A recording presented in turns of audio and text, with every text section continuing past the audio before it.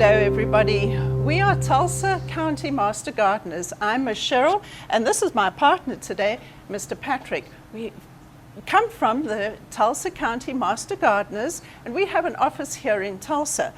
All our information comes from Oklahoma State University. They send all that information to us at our office here in Tulsa, and then we bring that information to your school or your distance learning, wherever you may be at this moment. So we are considered magic, and that means that we are master gardeners in the classroom, and our mission statement is to bring high quality science education to you all, and I hope you enjoy our program. We go from kindergarten, or we offer classes from kindergarten to 5th grade, and anybody is able to sign up for them if you need that. Today our objective is worms to the wise. What does an objective mean? An objective is a goal, something that we are working for, something where we are going towards. So we hope that by the end of our program today, you will have learned why earthworms are so important in the garden, and the earthworm body parts and how they all function, and how to handle earthworms in a safe manner. So I would like to begin this program today by reading you a story, and the book is called Wonderful Worms. And earthworms are fat and wiggly like my fingers and my toes. They live where it is cool and dark and damp, where the roots spread out like underground trees. They are wonderful diggers, and they dig passageways and burrows in the soil. Can you see that? Look at them. But they don't use shovels or fingers or their toes. How do they do it? They eat their way through and move along. They stretch out long and thin and squeeze in short and fat. They stretch and squeeze, eat and dig, move and dig. Earthworms mix and turn the soil as they dig and tunnel through the earth. Worms don't have eyes, they don't have ears or a nose, but they do have a mouth. And they need the food just like you and I do, but they eat the soil and the rotting leaves as they go through the tunnels. They swallow tiny pieces, and inside the worm, the food changes just like us. When it comes out of their tail end, it makes the earth rich so the plants can grow. Earthworms are my helpers. They're the underground gardeners. We work hard in the soil in my garden, which is their home. And if that's the case, look at the beautiful gardens that we can provide. So thank you for listening. I'm going to ask Mr. Patrick to carry on now. Thank you, Gardener Cheryl. So today we're going to talk about why worms are important. So they are important because they dig tunnels. And as they dig those tunnels, that makes passages for air and for water and for tree roots. And the tree roots and the plant roots, of course, need water and they need air. And they need places to grow. The worms also, when they eat organic matter and it passes through them, fertilize the soil with castings. Now, the castings are worm poop, but it's very beneficial for the soil. It adds a lot of nutrients that the plants need. They also loosen the soil, which makes it easier for the plant roots to grow, and they eat decaying matter. So where do they live? Well, they live underground in the top 18 inches of soil in the darkness. They don't like light, they love the dark. And what do they eat? They eat organic matter. Now, organic matter is the remains of plants and animals that are fallen in the forest or in your yard, and they help decompose matter, and in decomposing that they make a compost. And they also produce their fertile castings, or worm poop. But worms also have enemies, and you can see one of their enemies, right, in the upper part. Birds. A lot of birds like to eat worms, don't they? And you can see them digging. And in the bottom, that ferocious looking animal is a mole. Moles live underground too and tunnel underground, and their favorite food is worms. And then fishermen, of course. Fishermen love worms because fish love worms. But the biggest enemy that earthworms have is people. Now, if you'll notice, this gentleman is spraying his plants. A lot of times when farmers grow plants, or when you grow plants at home, bugs or diseases infest those plants, and you may sometimes have to spray them with chemicals to kill the bad bugs or to kill the diseases. But if you spray too much, that can go into the soil, and it can harm the worms when it goes into the soil. So overspraying is never a good idea. And there are different kinds of worms too. Look at that. On the top we see roundworms, and in the middle a flatworm, very colorful too, looks kind of like a rainbow, doesn't it?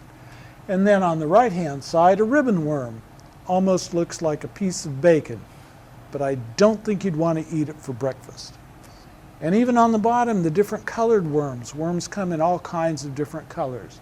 Blue worms and yellow worms, even white worms. Now we're going to have Miss Cheryl take over and talk a bit more. Thank you. Thank you, Mr. Patrick. So, do worms only come in one size? They change their size as they move along through the soil, but there are worms that are only this tiny, just the size of a cent. But there's also a worm that's really, really long, and he lives in South Africa, and he's kind of this long. Can you imagine? This is the worm. He's actually 22 feet. Can you believe that? Imagine walking above the ground and this fellow's underneath. You can actually hear his tummy going gloop, gloop, gloop, gloop, gloop, as he's swallowing all that soil. So he's a really big guy, and you can see how fat he is, almost the size of my arm. So he's a really big fellow. So they go from tiny, tiny little guys to really long, big fellows. So, have you ever looked at an earthworm? Have you really examined them? We're going to do that now. And the worms that we have are Canadian night crawlers, and probably the favorite worm for fishermen. But I want you to look very carefully at the beginning. You see at the top end, his nose is sort of round and it's long and pointy. And then if he's an adult, he has that sort of band-aid on him. And that shows us that he's an adult. Now, some of you will see worms that don't have that band-aid, and that's just because they're young kids. And then their tail end is really flat. And it's kind of a little bit lighter in color than their nose end. So that's an easy way to tell which is their front and which is their back end. So we're going to look carefully at this now. So earthworms are segmented worms, meaning that they have lots of little bands that go around their whole body. They don't have any bones in them. They're just segmented worms. And those rings are their outside skeleton, sort of. So the flat end, which was a little bit lighter, is the tail end. And his pointed round end is his nose end. So he has a mouth, and he has 5 aortic arches that just go very simply as like a heart would function, and he's got a long vein at the top and a long vein at the bottom of him, and that's how his blood circulates through his system. He has a mouth which goes into his tummy, and then a really long intestine that goes all the way to the end of his body. And as I've said, he's got this clitellum. That band-aid area is called a clitellum. He's got muscles that make him go long and thin, and then muscles that make him go short and fat. And he also has a nervous system. So he has a little brain, and he has nerves that go right through his body. But we don't know if he actually feels pain, because when we touch him, he does react. So we know that he has some kind of sense of reaction to touch, but we don't know if it's pain or not. But he does react to his nervous system. So how does he move? That's really interesting. When you feel an earthworm, you think he's just wet and slimy. But if you look really closely, on the underneath part, he's got 2 rows of like little whiskers. Have you ever felt your dad's beard in the morning when he hasn't shaved and it's all spiky? That's what it feels like. But he's really clever because he can push them out and he can pull them in. So if he pushes them out, he can hold on. But if he pulls them in, then he can just slide through his tunnel that he has made. And those little whiskers are called setae. Can you say that? Setae. Very good. This fellow, of course, has got sunglasses on and a hat. He doesn't need to wear sunglasses because he can't see. He hasn't got any eyes. But it's just a characterization of him. So what else about his mouth? Now, he doesn't have teeth because he doesn't actually have to chew anything. And he has this flap, which is called a prostomium. And that just flaps and it sort of digs his way as he's going through the soil, so he can dig and make a tunnel all the way through. These are different kinds of earthworms and their prostomium mouths. Aren't they interesting? So, why is an earthworm always moist? Because that's where he breathes. He breathes through his whole skin, and just like the inside of our lungs is always moist, so his body has to be kept moist. And if it's not moist, what's going to happen? Have you ever seen those worm jerkies on the pavement or on the road after a storm? That poor earthworm has crawled out of the soil, and then he gets stuck on the road or on the sidewalk, and he can't breathe anymore, so he just dies. So it's very important to keep the whole of the body of the earthworm moist so he can breathe all the time. So now we're going to have some fun. We're going to actually look at an earthworm and see and examine him. And Mr. Patrick is going to help me. So we've got a petri dish that we are going to have the earthworm in.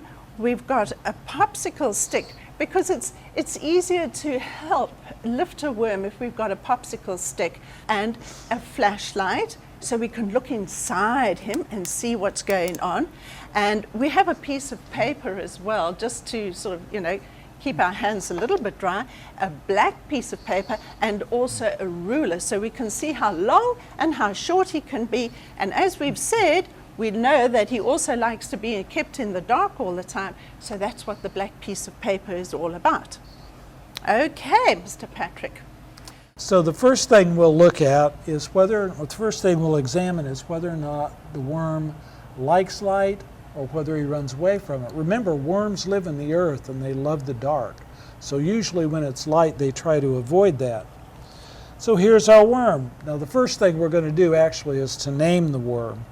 Now I've named this one Chunnel. Chunnel because he chews his way through the earth, and as he does, he makes tunnels. I know, bad joke, I'm sorry.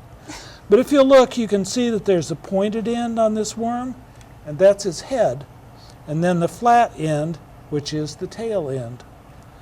So we'll put the black piece of paper over all of the worm except for the head, and then we're going to turn our flashlights on and shine it on the worm's head and see if it goes away from the light. And look, he's going back under the dark. Magic. Loves the dark. So we'll cover him up again and turn off the light. Now what we're going to do is to take a look inside the worm. And as we look inside the worm, we hold the Petri dish like this, turn our flashlights on, and put it under the worm. And if you look, you can see his intestine. That dark line, that wiggly dark line through there, goes all the way through to his tail end, and that's where the castings come out that are so good for the earth. You can see he's moving around because he doesn't like the light. That's okay, we'll put him back in the dark soon. Well, the next thing we're going to do is to measure our worm. So we take him out gently, very gently with the popsicle stick, and we lay him on the ruler. Now look how stretched out he is. This one, oh, and then he just shrunk back up. You can see here he stretches out to 8 inches, and now he shrunk back to 6 inches. So that's how they move through the earth, stretching and squeezing, stretching and squeezing. Now comes the fun part. I'm going to take this worm and put it on my hand. You can actually hold a worm because remember, worms don't have teeth. They have the mouth but no teeth, so they can't bite you. They can't hurt you in any way, and they're very soft. But because of those CT that they have, they're very ticklish. And if you put them on your wrist, you can feel him moving along and feel those CT as he moves. And you can see too how long he gets as he moves. And he's again trying to get away from the light, so he's moving backwards. And it tickles. It won't hurt, but it tickles. May I have a turn? You may. Thanks. I'm going to try this fellow. See what he does on my hand. Look, he's quite long. Here's his head.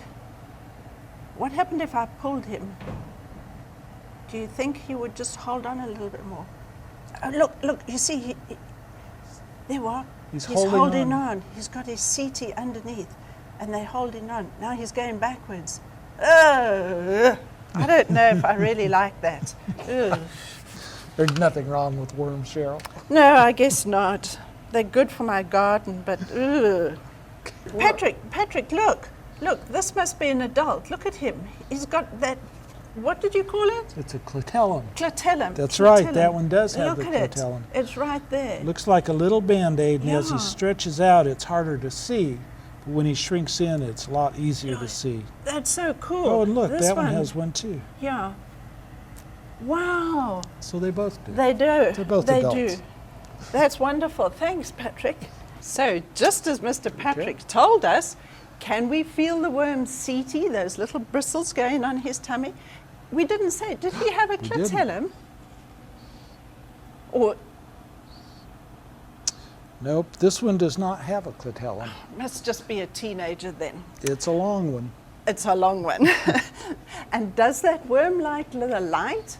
Remember when Mr. Patrick shone the light on his head? He disappeared underneath the black paper again, so he doesn't like the light. And why have we got him in water, in a little bit of water? Again, because that's how they breathe. And if they don't have water, then they can't breathe through their skin. They dry out and they'll die. They die. And our worm was 8 inches. 8 inches long. When you measured him, but when he was on your arm, I think he was a little bit longer I think than he got 8. longer. He seemed to stretch out He quite a bit. seemed to stretch quite a lot. And you were able to see his intestine, It was, that black yes, line. that dark line. And goes it's through. really interesting because when he's all stretched, that line is straight. But when he's scrunched up, it goes in a zigzag. So it's very interesting to see the different ways that worm's intestine can show. So now, boys and girls, did we learn why earthworms are important in our garden? We did. They're important because as they dig through the soil, they make tunnels, and the tunnels allow water and plant roots to grow into the soil better. And the most important thing about earthworms, They make castings, which are good fertilizer for plants. good poop is always good to have in our gardens. And the different body parts, We had 5 aortic arches, 5 little heart sections. They can pump blood. They had that clitellum that gave us the adult or not. He has a prostonium for his mouth. He had the little setae, the little hairs that setae. help him move through the soil. So we learned a lot about their body parts and how they function and how to look after them. We try and pick them up gently if we are going to investigate anything on them, but we also make sure that they stay in the garden where it's nice and moist and they are able to survive. So thank you, boys and girls, so much for listening to us today.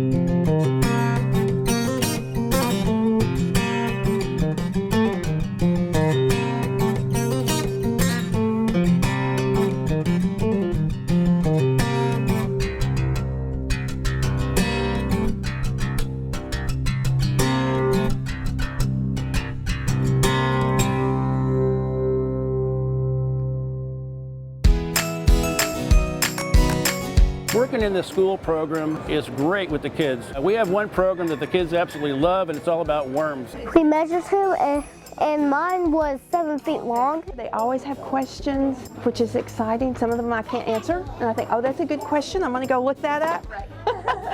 And hopefully they'll do the same. When I ask for help, they help me, and they're really nice. that sometimes it's fun to go in there because the girls are more apt to play with the worms than the boys are. Worms are special things.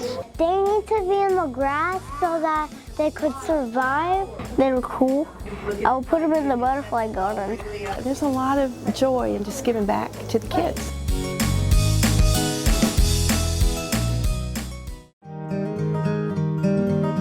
We are among the top 5 Master Gardener programs in the United States. Every state in the union has a land-grant university, and on that land-grant university, their job is an extension agent. In other words, that we are an extension of the university. We're volunteers, and we reach out to the public to help them with their gardening, their lawns, their trees. We have excellent agents at the Extension office that are here to help the public. I think a lot of people don't know that it's their place. That's a place that's open to the public 7 days a week because it's on the outside. They can come and see different seasons through the year and wonder why their yard looks like that. They can come see the demo gardens looking the same. In the spring, it'll all be bright with bulbs and color. We have the same trial and error that the homeowners do. So it's a good place to come take a look.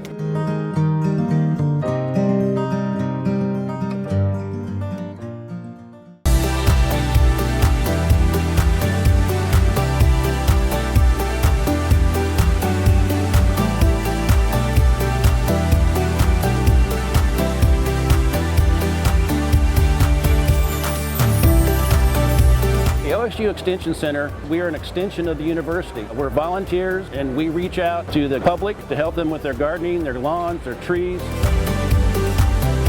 I saw this class in the newspaper and I thought I may like to do that. One thing I like about this is we're university-based information. So when you talk to the Master Gardeners or the Extension office, you know you're getting kind of fact-based information. I think if anyone would want to get together with people who really enjoy digging in the soil, that this would be the perfect place to start.